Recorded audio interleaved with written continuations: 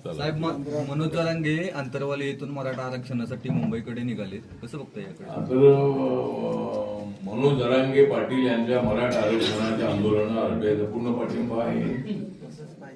ते मुंबईकडे निघालेले आहेत.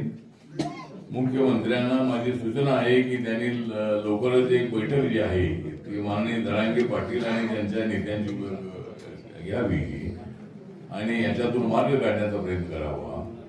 राज्य सरकारने 10% आरक्षण दिलेलंच आहे आणि ते लागू आहे महाराष्ट्रामध्ये.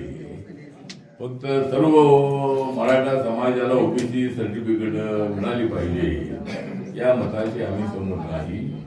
मराठा समाजाला आरक्षण देताना ओबीसी समाजावर अन्याय नको ही भूमिका आमची आहे. मराठा समाजाला न्याय मिळाला पाहिजे, मराठ्यांना आरक्षण मिळालं पाहिजे अशा पद्धतीची आमची जरांगे पाटील यांची मागणी आहे.